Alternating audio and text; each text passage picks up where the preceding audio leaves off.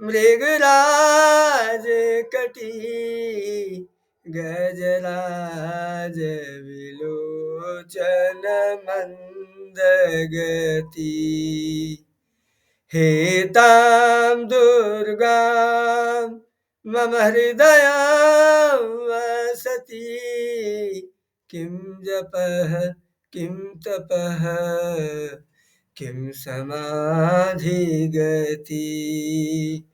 किं जपः किं तपः किं समाधिगति बालरविद्युतिमिन्दुकिरीटां तुङ्गकुचां नयनत्रययुक्तां स्मेरमुखीं वरदाङ्कुशपाशा भीतिकरां प्रभजे भुवनेशीम्। ओम श्री विंध्येश्वर्यै नमः। तो आइए, आवाज एकदम स्पष्ट जा रही है, क्लियर जा रही है ना? जी गुरुजी। बहुत बढ़िया। तो आइए हम लोग कक्षा शुरू करते हैं। तो आपको एक बात बताए हम कि विवाह में नांदी श्राद्ध होता है। क्या होता है? नांदी श्राद्ध। और ये जो नांदी श्राद्ध होता है ये विवाह में ही नहीं, हर संस्कार में पहले नांदी श्राद्ध होता है। अरे नांदी श्राद्ध होता क्यों भाई? तो नांदी श्राद्ध जैसे मैंने आप लोगों को एक बार और भी बताया था। क्या बताने की जरूरत है? दोबारा बताने की जरूरत हो तो हाथ। नहीं गुरुजी। नहीं ना? ठीक है। मैं नांदी श्राद्ध पर विशेष चर्चा कर चुका हूं, इसलिए मैं आज इस चर्चा को छोड़ करके कैसे करते हैं, इसकी विधि क्या है, मैं उस पर बात करता हूं। ठीक है। तो नांदी श्राद्ध का जो वास्तविक स्वरूप है इसका असली नाम है नांदी मुख श्राद्ध। क्या है? नांदी मुख श्राद्ध। लेकिन इसका वास्तविक प्रयोग मतलब वास्तविक इसका नाम ओरिजिनल यही है, नांदी श्राद्ध। क्या? नांदी श्राद्ध। इसकी दो विधियां हैं। पहली विधि तो जो इसकी वास्तविक पूरी विधि जो यज्ञ आदि के पहले किया जाता है, जिसमें पर्याप्त समय होता है। जैसे कोई कहीं यज्ञ शुरू हो रहा है, यजमान यज्ञ करवाने जा रहा है, तो यज्ञ करवाने से पहले जो है नांदी मुख श्राद्ध अवश्य करवाता है। कभी कभी तो मैंने एक जगह ये भी परंपरा में देखा, एक जगह भागवत था और भागवत के पहले उन्होंने क्या किया, श्रावणी। क्या किया? श्रावणी किया। नांदी मुख नहीं किया, श्रावणी किया। और श्रावणी करने के बाद उन्होंने भागवत सुनना प्रारंभ किया। संयोग से 4 दिन, चौथे दिन मैंने इस बात के विषय में आप लोगों के साथ बताया भी था। चौथे दिन जो कथावाचक जी थे उनकी श्रीमती जी का स्वर्गवास हो गया। तो फिर जो है चौथे दिन के बाद वो तो चले गए, उनके घर शुद्धक लग गया। अब यही वहां पर क्या होना चाहिए था? नांदी श्राद्ध। तो हर स्थान पर पहले नांदी श्राद्ध जो है किया जाता है। तो जो विवाह में नांदी श्राद्ध होता है वो थोड़ा सा शॉर्टकट होता है, संक्षिप्त होता है। और जो यज्ञ आदि में होता है वो विस्तार से होता है। वास्तविकता रीजन क्या है? दोनों में चीजें बिल्कुल समान है। तो जो बड़े से जो विस्तार में है उसमें अलग अलग व्यवस्था है, और जो अलग अलग जो बड़े में नहीं है, जो संक्षिप्त में है, उसमें सब मिला करके एक में कर दिए है। तो इस सब का एक साथ कर देने की वजह से ये थोड़ा सा सरल और संक्षिप्त हो गया है। तो आइए देखते हैं। पहले तो जब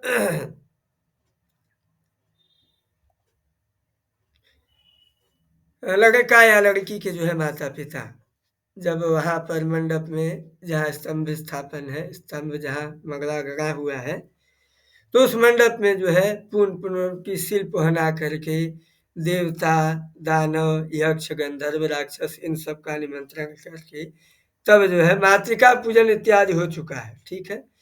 तो मातृका पूजन इत्यादि करके इसकी विधि में आपको बता दिया हूँ। नांदी मुख श्राद्ध होता है। ये कहाँ होता है? जहाँ पे कोहबर बनता है। ठीक है, वहां पे तो वहाँ पे माता-पिता लोग जाते हैं, पंडित जी जाते हैं, तो वहाँ पे एक पत्तल, क्या? पत्तल, छाल का या पलाश का, मतलब पलाश का या जिसका भी हो, उस पत्तल पे 4 जगह अक्षत रखते हैं, मतलब 4 लोगों को स्थापना करते हैं। कहा, ये देखिए पूरब दिशा में विश्व देवता दिखाई दे रहा कि नहीं आपको? यहाँ पे देखिए विश्व देवता, जी गुरुजी। यहाँ पे यहाँ से शुरू करेंगे दक्षिण से। तो पहले लड़की या लड़के की माताजी, अगर माताजी हैं तब यहाँ माताजी का नहीं करेंगे, और माताजी नहीं है तो माता, पिता, दादी, परदादी, इन सब का जो है माता, दादी, परदादी, ठीक? मतलब ये 3 पुस्त की स्त्रियां हो गई। अगर पिताजी भी नहीं है तो पिता, दादा और परदादा, तो किस ये 3 पुस्तका, और एक अक्षत यहाँ पे स्थापित करेंगे, एक अक्षत पुंज यहाँ पर, एक अक्षत पुंज यहाँ पर। तो यहाँ पर जो है, तो एक तो हो गया अपनी मम्मी, मतलब कि माता जी, दादी जी, परदादी जी, ये दूसरा हो गया। एक विश्व देवता, दूसरा ये माता वंश, तीसरा पिता वंश, दादा, परदादा, पिता, दादा और परदादा। और ये जो चौथा पुंज हो गया, ये सपत्नी को हो गया। तो नाना जी, पर नाना जी और उनके भी पिताजी, वृद्ध पर नाना जी, ये अपनी अपनी पत्नियों के सहित हो गए। तो हमने 4 पुंज बनाया। एक पहला पूरब में, ये विश्व देवता का। दूसरा अब दक्षिण से स्टार्ट करेंगे, उत्तर की ओर जाएंगे, यही क्रम होता है श्राद्ध में। ठीक है, तो ये दूसरा जो है, ये मातृ, ये आपको मैंने दूसरा पुंज, ये तीसरा पुंज, चौथा पुंज। समझ में आ गया कि नहीं? पहले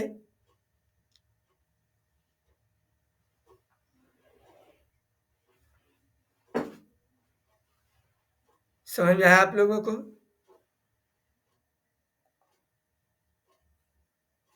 नितेश जी? जी गुरुजी, 4 पुंज गुरुजी आपने बताए। हाँ, अब इसको भैया बोला करिए। अब इसमें भैया कुछ नियम है। क्या नियम है जानते हैं? नांदी श्राद्ध के क्या नियम है, वो संस्कृत में देखिए शॉर्टकट में यहाँ लिख दिया। क्या नियम लिखा भैया? पढ़िए इसको नितेश जी।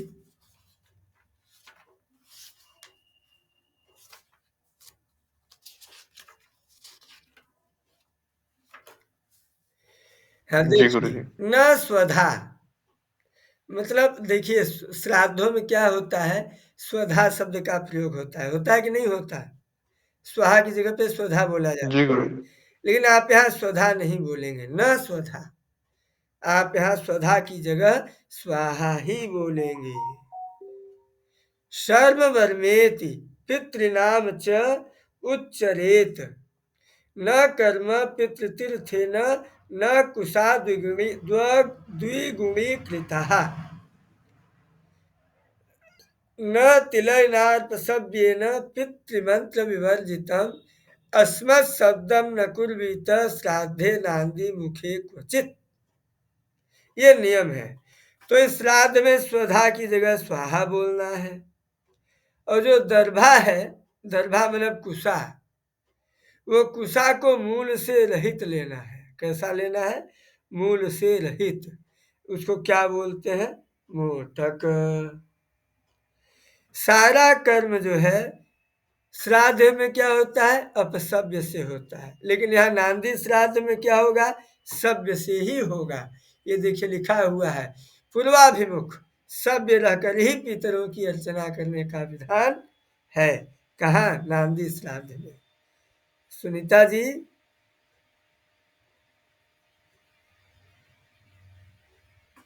जी गुरुजी। समझ में आ रहा है? जी जी। ठीक से ना? जी बहुत बढ़िया। किसी को कोई समस्या नहीं? सबको अच्छे से समझ में आ रहा है ना? जी गुरुजी, हाँ गुरुजी। हाँ, एक नियम और है भैया कि नांदी मुख श्राद्ध करते समय पत्नी को दूर कर देना चाहिए, पत्नी के साथ नहीं कराना चाहिए। ठीक है, लेकिन लोग जो है ध्यान नहीं देते इस बार, वो भी साथ में ही करते हैं।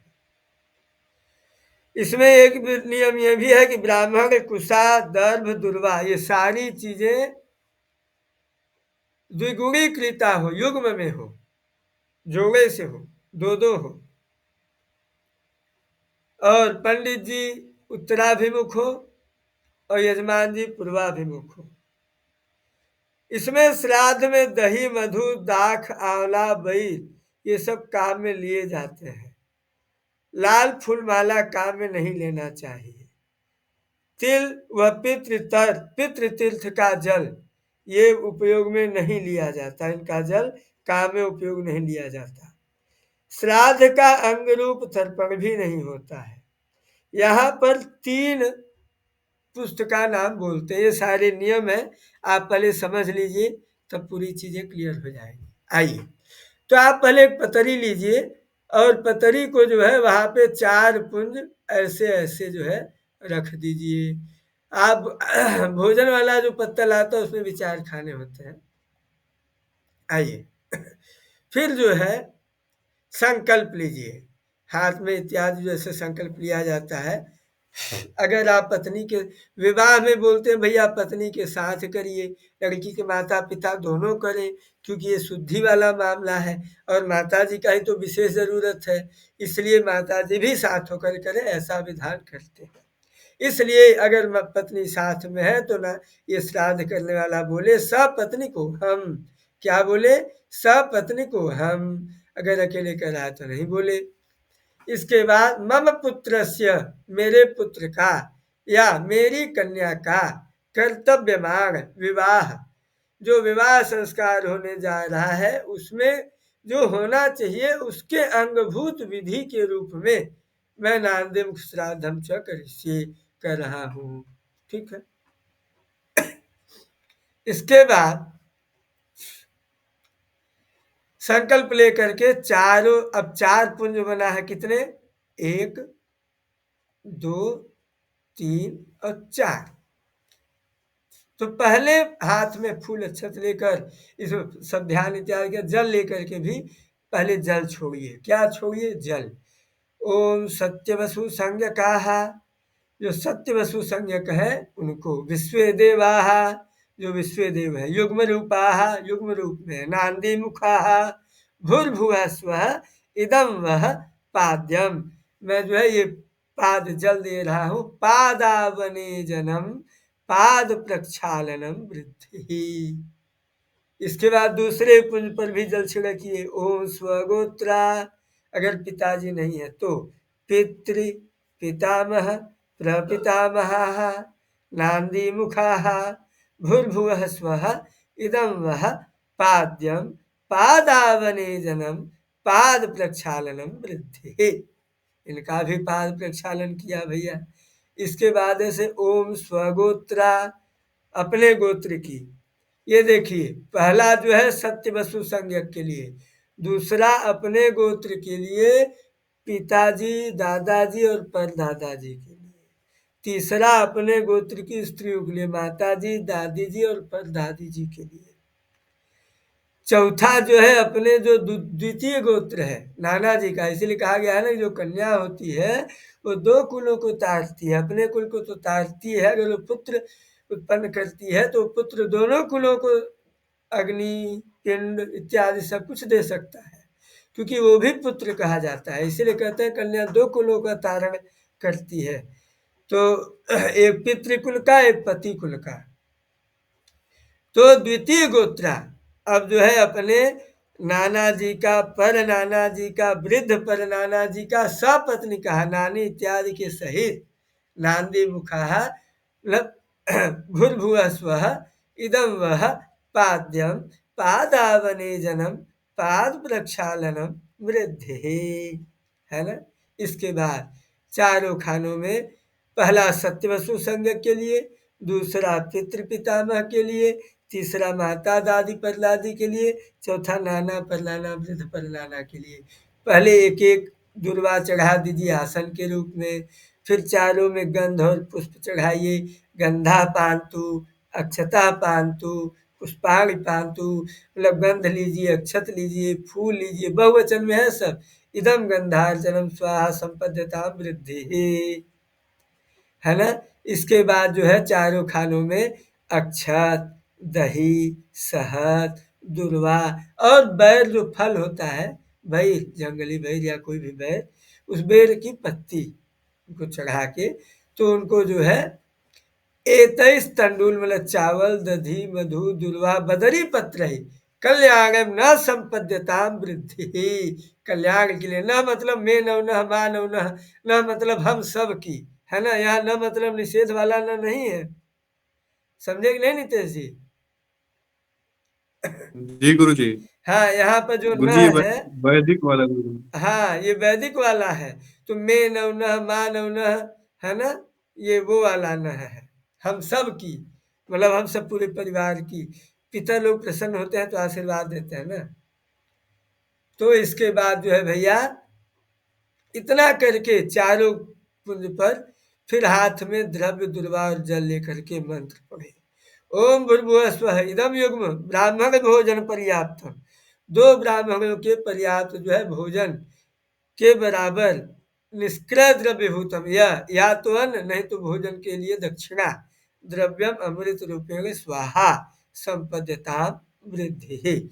फिर चारों खानों में, मतलब चारों पुंज पर जल छोड़ दे, शिवाः सन्तु इति जलम। फिर पुष्प छोड़ दे, ओम सौमनस्यम अस्तु इति पुष्पम। अक्षत छोड़ दे, ओम अक्षतम चारिष्टम चास्तु इति अक्षतान। फिर जल की धारा दे दे, ओम अघोराः पितरः सन्तु, ओम अघोराः पितरः सन्तु, ओम अघोराः पितरः सन्तु। फिर हाथ जोड़ करके प्रार्थना करे, ओम गोत्रान्नो वर्धताम, दातारौ नो अभिवर्धताम, वेदाः संततिरेव च।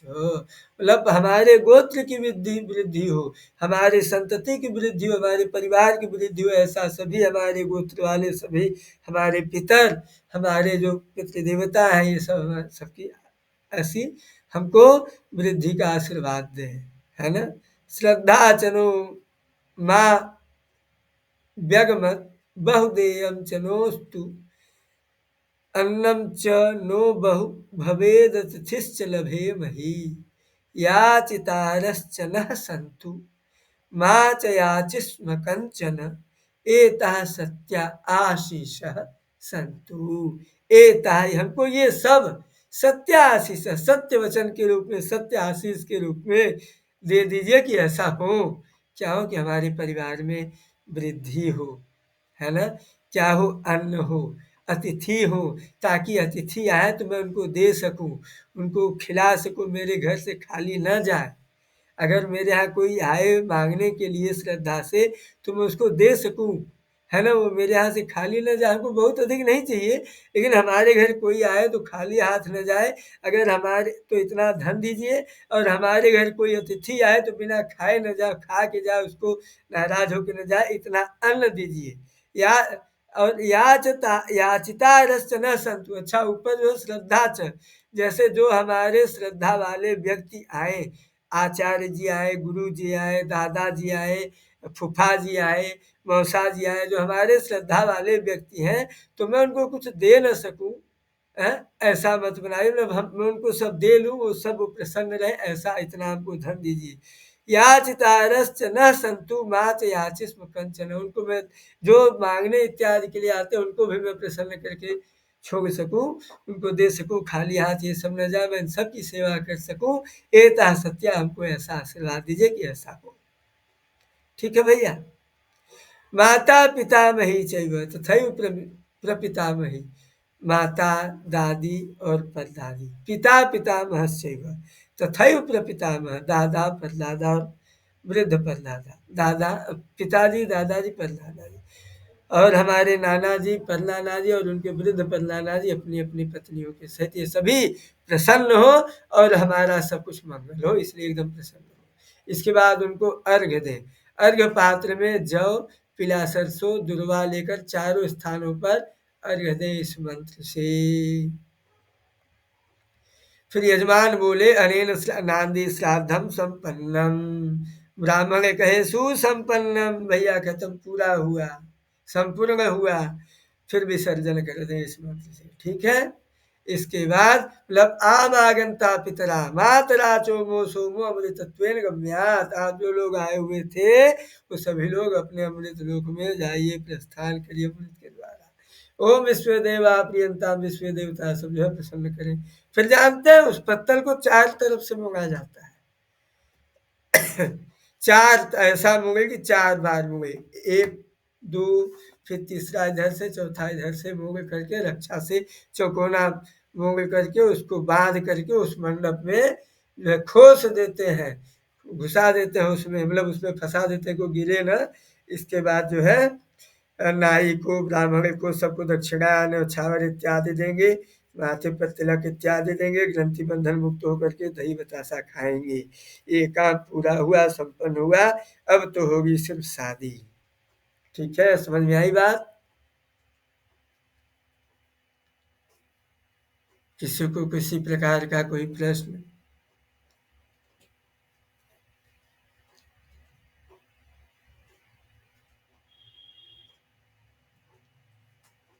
किसी को किसी भी प्रकार का कोई प्रश्न तो पूछ लो प्यारे। गुरुजी ये विवाह के टाइम पे ही होता है या उससे पहले कराया जाता है? ये जैसे 13 तारीख को मटिमंगला है तो 14 तारीख जी को मंत्री पूजा है, उसी दिन ही 14 जी तारीख को ये होगा, 15 तारीख को शादी होगी। अगर मान लो हमारा मटिमंगला जी उसी दिन है, विवाह वाले दिन होटल से शादी हो रही है तो उसी दिन होगी ये भी और वो भी, ठीक है। और ये हर गुरुजी जैसे संस्कार में होगी, उपनयन संस्कार में भी होगा और हाँ, सभी एक संस्कार में होंगे। एक पंक्ति पढ़ी थी गुरुजी, जैसे वो एक विंशति हर यज्ञ विवाहे 10 वासरा, मतलब 10 दिन पूर्व करना चाहिए विवाह के, हाँ और बिल्कुल यज्ञ के सही 21 बात दिन है, पूर्व। ऐसा ना इसलिए कहा गया है। तो सुनिए वो जी पंक्ति सही है, आपने बिल्कुल जी सही समझा। लेकिन समस्या इस बात की है कि लोगों की आयु बढ़ती घटती जा रही है, तो हम्म शादी का टाइम भी घटता जा रहा है। जी तो गुरुजी और लोगों के पास पैसे की कमी होती जा रही है, लोगों के पास आपस में प्रेम कम हो गया है कि रिश्तेदार हाँ लोग आएंगे तो अधिक खर्चा जाएगा, अधिक खिलाना जी पड़ेगा, अनाज महंगा हो गया है। इसलिए पहले जी 15 दिन पहले, महीना पहले सारे रिश्तेदार आ जाते थे, तो हाँ सारे कार्यक्रम मंडप स्थापन 15 दिन पहले हो जाता था। तो जब 15 दिन पहले हो जाता था तब ये कार्यक्रम भी 10 दिन पहले, 15 दिन पहले हो जाता था। और यज्ञ मंडप जी में भी यज्ञ बनाने से पहले जो ध्वज स्थापन होता है, इंद्र ध्वज स्थापन, फिर 1 महीना पहले जी जी जी जो है पूरा यज्ञ यज्ञ मंडप के निर्माण में लगता है, तो उसमें भी अशुद्धि इत्यादि ना आए, इसलिए उसमें इतने दिन पहले कहा गया है बाबू। तो बाद में हर नियम विवाह में अंतर हो गया। आजकल लोग रिश्तेदारों को नहीं बुलाने लगे, सब लोग बस आए और गए, तो सब होटल में जा कर के बुक करने, लड़की वाले लड़के के यहाँ गए, लड़के वाले लड़की के यहाँ गए, तो ये वाली व्यवस्था होने लगी। तो ऐसे स्थिति में जिस होटल में हो रहा है शादी विवाह, उसी होटल में ही पंडित जी पहुँचे, तुरंत एक ही दिन में मंडप स्थापन, एक ही दिन में शिल्प होना, एक मंत्री पूजा, एक ही दिन में नांदी श्राद्ध, एक ही दिन में तुरंत एक सुबह जो है 2 घंटे में सब एकदम व्यवस्था के अनुसार। और बाकी अगर नहीं करेंगे पंडित जी ऐसा, तो बाकी यजमान लोग, पंडित जी जल्दी करिए, पंडित जी बहुत काम है, पंडित जी उसको बेटी को पार्लर जाना है, पंडित जी जल्दी करिए, पंडित जी जल्दी करिए, तो इस जी व्यवस्था गुरुजी के साथ, ठीक है। तो और ये व्यवस्था पर्सनल हमारी नहीं है, ये व्यवस्था स्मृतियों से भी है, ऐसा नहीं है। समय समय पर स्थिति का संविधान बदलता रहता है। पहले मनुस्मृति थी, फिर भारद्वाज स्मृति उससे लो में आई, फिर व्यास स्मृति आई, फिर नारद स्मृति आई, फिर ये सब खत्म हो गए तो आज भारत का संविधान है, वो भी तो एक स्मृति ही है। जी गुरुजी और किसी को कोई प्रश्न? आप समझ गए कि नहीं बात को? हाँ गुरुजी हाँ, तो ये जो नियम था पहले का था, अब का नियम नहीं है। अब जैसे कोई आचार्य मिले तो फिर से नए नए से नए विधान लिखे, तब काम चले, नई स्मृति लिखे, नया विधान लिखे, नई पद्धति लिखे। मंत्र सब यही रखे जो विधि समयानुसार है। दिवा विवाह को भी मान्यता दे, है ना, ऐसा। और रात्रि विवाह का निषेध अभी बहुत सारे विद्वानों ने कहा था, सूचना दी थी कि रात्रि में विवाह विद्वानों ने निषेध किया बड़े उच्च प्रमाण के साथ इत्यादि के साथ, है ना। गलत बात कह रहा हूं क्या?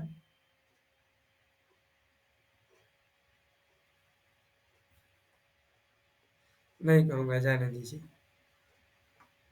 आप लोग सुन नहीं रहे हैं। चलिए, तो अब क्या विवाह, अब भैया आगे चलते हैं।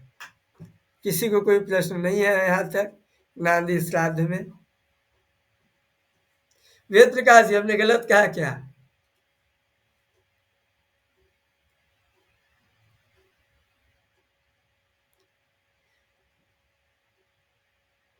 एक बात। दूसरी बात, वेद प्रकाश जी, नांदी श्राद्ध सबको समझ में आया कि नहीं आया, ये बात भी आप लोग बताएं, तब हम आगे चले और फिर द्वार पूजा बैठाएं फिर। गुरुजी जी गुरुजी मैं आज थोड़ा लेट हो गया, अभी ज्वाइन हुआ हूं, तो क्लास की रिकॉर्डिंग हुई है कि नहीं गुरुजी? हाँ, बिल्कुल हुई है, बढ़िया, बहुत बढ़िया। नांदी जी श्राद्ध एकदम सविधि समझाया और मैं आशा करता हूँ कि सबको समझ में आ गया।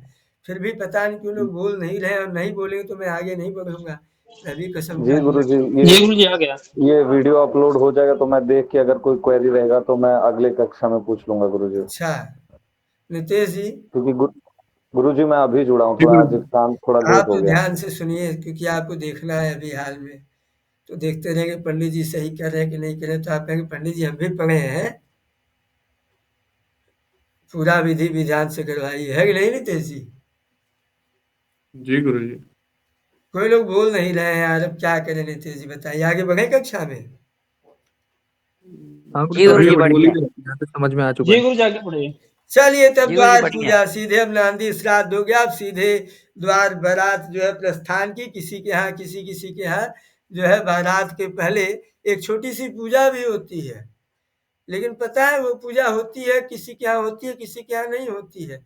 किसी के यहाँ लोकाचार में कोई मंदिर वंदिर होता है, उसी मंदिर में वो जाते हैं और उस मंदिर पे ढोल गाना, पूजा, नाच गाना, बतासा फेंकना इत्यादि, और वहीं से द्वार प्रस्थान करती है।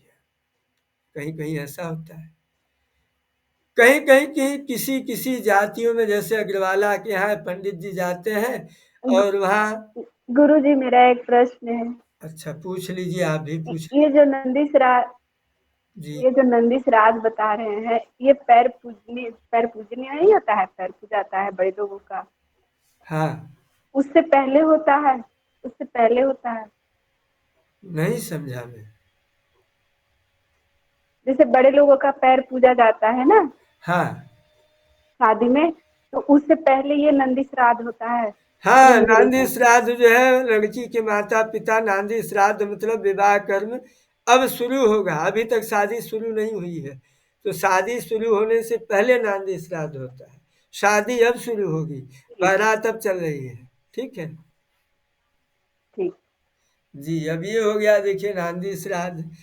तो अग्रवालों के यहाँ क्या होता है, नहीं, एक समाज है, उस समाज में पंडित जी जाते हैं, गौ वहाँ पर एक कलश की स्थापना होकर के कलश की पूजा होती है, उसमें आम की टेरी की पूजा होती है, फिर उसको भी शादी, फिर उसी के साथ बारात जाता है, तो उसको यहाँ बोलते हैं अशोक की पूजा, ऐसा कुछ बोलते हैं। बारात चल दी भैया।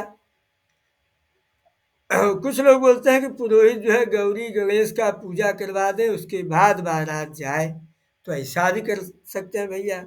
फिर बारात चल पड़ी, बारात पहुंच गई कन्या के यहाँ, तो सबसे पहले बारात वर जब पहुंचता है, तो सबसे पहले कन्या का पिता वर के माथे में दही और चावल का टीका लगा के आरती करता है, स्वागत करता है। क्या है? स्वागत। फिर कन्या का पिता हाथ पकड़ करके, ये विधान है, तो हाथ पकड़ करके वर को आसन पर बैठावे, और वर जो है पूरब की ओर, कन्या का पिता पश्चिम की ओर मुंह करके बैठे। ये है द्वार पूजा। इसमें इसके पहले एक लोकाचार होता है कि एक कलश होता है, बड़ा सा बड़ा कलश। किसके खानदान में कितने वाला कलश जाएगा, ये कंपटीशन होता था पहले। खैर हमारे खानदान में होता था, इसलिए मुझे पता है, मैंने देखा है। तो एक पीतल का सुंदर सा बड़ा सा कलश रहता है।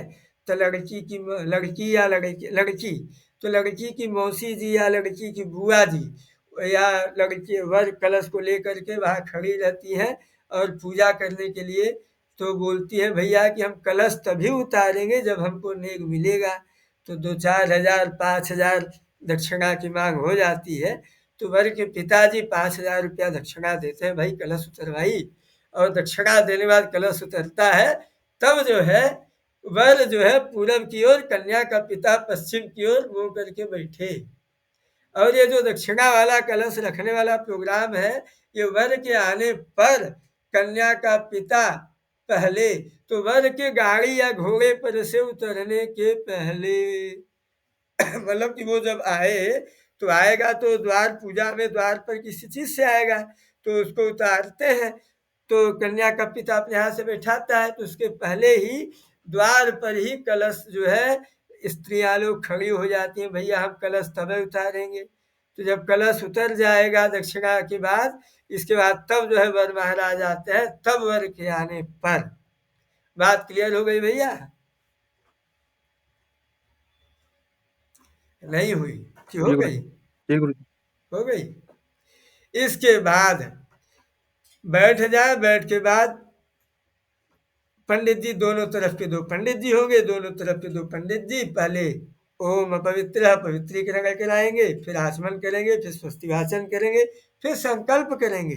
तो कन्या के पिता की तरफ से पंडित जी, तो कन्या का पिता संकल्प करेगा कि मैं अपनी कन्या का नाम लेकर कन्यायाः षष्ठी विभक्ति विवाह के अंगभूत द्वार पूजनाख्ये, द्वार पूजन के लिए, द्वार पूजन की सिद्धि के लिए, द्वार पूजन कर्म के लिए, द्वार पूजन नाम के कर्म के लिए, के शुभता के लिए, शुभता की सिद्धि के लिए, द्वार पूजा नाम के कर्म की शुभता की सिद्धि के लिए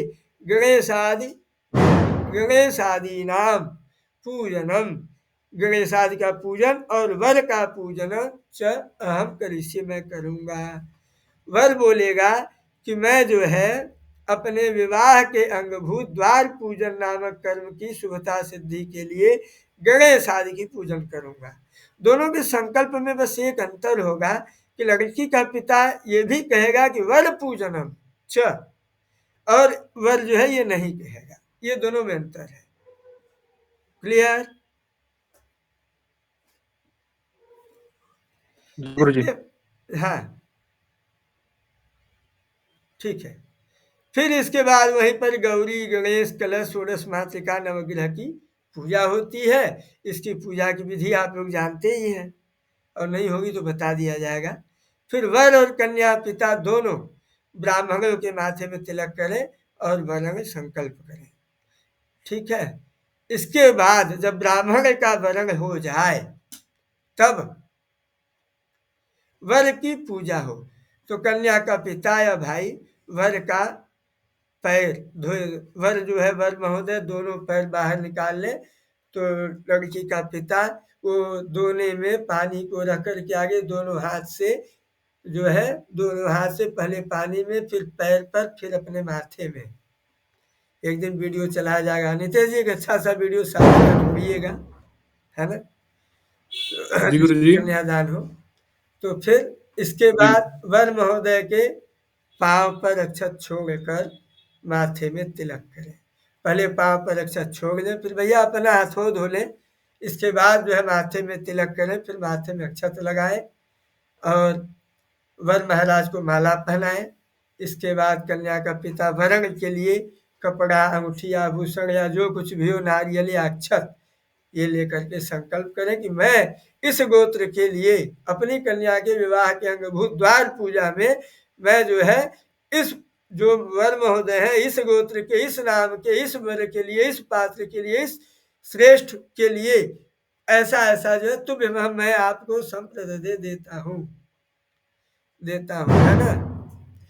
मतलब ये कन्या का पिता द्वार पूजा में, जैसे कहीं कहीं द्वार पूजा भी चलती है, भैया द्वार पे कितना मिला में बात आती है, तो वहां पर जो है कन्या का पिता संकल्प लेता है कि मैं अपने इस नाम की कन्या के विवाह के अंगभूत द्वार पूजन में इदम द्रव्यादिकम, ये जो द्रव्यादि है, ये अस्मय सुपूजिताय, ये जो हमारे सुपूज्य, आप हमारे जो सुपूज्य है, जो पूज्य इस नाम के गोत्र, इस नाम के वराय पात्राय श्रेष्ठाय, ऐसे आप पात्र श्रेष्ठ वर आपको, तुभ्यमहम तुमको, अहम संप्रददे मैं देता हूँ।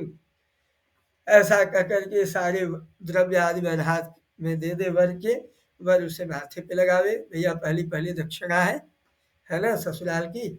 इसके बाद दुर्गा जनेऊ, ये अगर हो गया है तिलक में तब ये नहीं होगा, अगर तिलक में नहीं हुआ है तब ये होगा।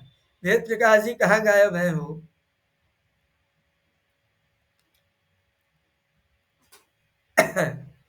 तो ये दुर्गा जनेऊ, कन्या का भाई या पिता अपने आगे बैठकर अपने ऊपर जल छिड़क के आचमन करे, गौरी गणेश कलश का ध्यान करके उन पर छोड़ करके हाथ में कुछ द्रव्य जनेऊ लेकर के, जैसे बाकी चीज वरण में दिया, जैसे सारे चीज वरण में दिया ना, वैसे ही फिर से लेकर के नाम को हम स्वभगिन्या, अगर लड़की का भाई दे रहा है पानी पिलाओ जी, तो स्वभगिन्या, और लड़की का पिता दे रहा है तो स्वकन्याया विवाहांगभूत द्वार पूजनाख्ये कर्मणि इमे यज्ञोपवीते द्रव्यादि सहिते अस्मै अमुक गोत्राय अमुक नामकाय वराय पात्राय श्रेष्ठाय तुभ्यमहं संप्रददे। तो जनेऊ और रुपया वर के हाथ में दे दे, वर उसे माथे लगा, जनेऊ ब्राह्मण को दे दे, 5 लोग मिलकर उस व्यक्ति को जनेऊ पहना दे और आचमन करा दे। इसके बाद लड़की का भाई और जो है और वो वर जो है एक दूसरे को पान खिलावे। ये वाकई में तिलक में ही हो जाता है ये प्रक्रिया, ये जो दुर्गा जनेऊ है ये तिलक में ही हो जाता है, ठीक है, इसलिए आप लोग ध्यान रखें इस बात का। चलिए, किसी को कोई प्रश्न? इसके बाद दक्षिणा दे भैया, इसके बाद द्वार पूजा में पंडित जी को दक्षिणा दे करके सब उठ गए, सब खाए पिए नाश्ता किए।